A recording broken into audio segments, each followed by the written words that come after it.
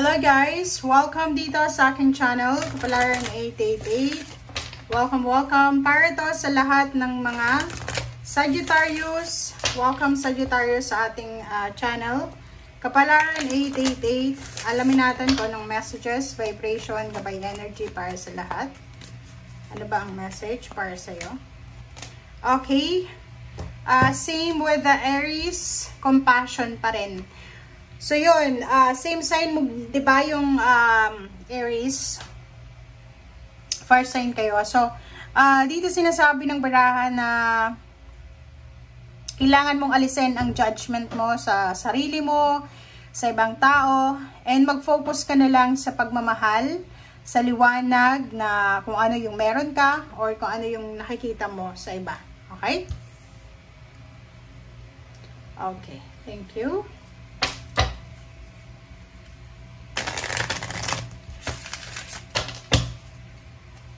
Tingnan natin. Sagittarius.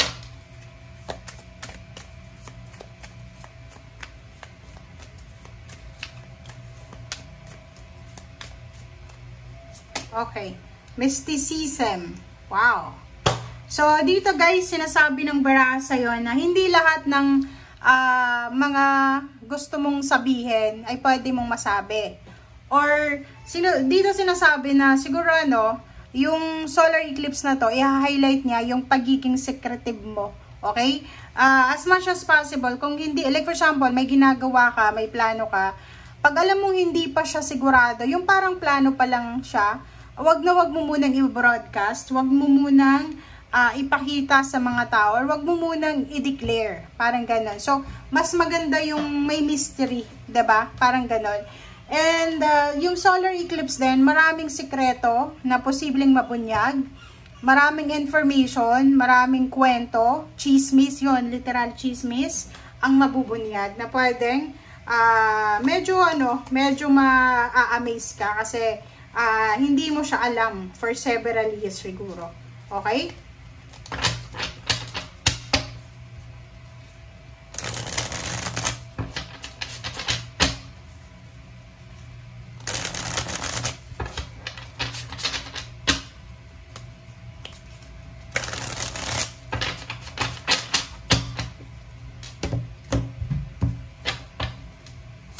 Okay. Dito sa first card mo, sinasabi ng barahan na dito sinasabi na posibleng yung mga Sagittarius ay makakatanggap ng sobrang pag-aalaga from their mother, from their sisters, or sa mga babae na kilala nila. So, ikaw din, lalaki ka man or babae, make sure na alagaan mo ang sarili mo simula sa araw na ito. And dito sa Justice card na to is number 11 is manifestation. It's a yes card. Kung ano man to Sagittarius na pinaplano mo, sinasabi na you're in the right track, right timing, right time. Dito sinasabi na justice will serve, karmic justice, karmic contract, consequences, maybe related sa batas. So, nakikita ko yung pagiging ma-integrity mo dito, life lesson. So, sinasabi ng barahan na marami kang life lessons or lessons in life na posibleng tatatak sa isip mo ngayon. Marami kang maiintindihan, maraming magre-reflect sa'yo, maraming parang wisdom, parang ganon. Matututunan ka sa simula ngayong solar eclipse na to. Next card, sinasabi dito na financially, you will have the power to manifest lahat ng financial security and abundance na gusto mo. Okay, next is passion. Passion, nakikita ko na sobra kang passionate, sobra kang excited, sobra kang masaya, okay?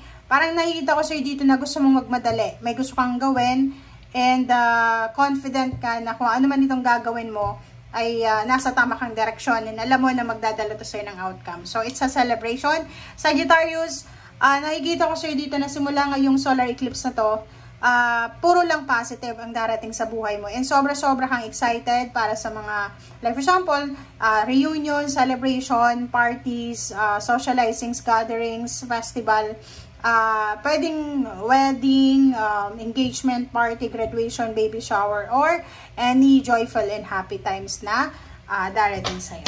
Okay.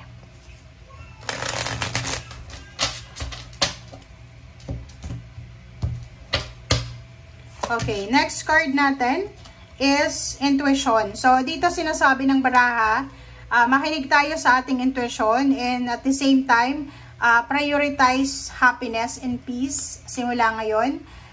Dito naman sa Ace of Pentacles na to, may potential for abundance na darating sa buhay mo. It's a yes card. Sinasabi na may financial new beginnings, new financial opportunities, bagong trabaho, bagong business, pera, investment, savings, prosperity, security, stability, abundance, and manifestation. So, ihanda mo ang sarili mo kasi parating na to sa'yo. Okay? Next card is yun din, financial balance. Kung mayroon kang mga pinoproblema sa salapi, may pinoproblema ka sa pera, dito sinasabi na makakahanap ka ng resources para mabalanse mo kung ano man ang mga imbalances, lalo na sa usaping pera. Okay, Emperor. This is a yes card also. It's a security and balance then. Balance, balance, balance. Puro lang balance. So, sinasabi sa'yo dito na pwedeng may mga salary increase, stable mindset, stable health, stable family, structure, foundation. You have the authority, you have the control, you have the focus, disiplina. Sobra kang magiging logical, practical.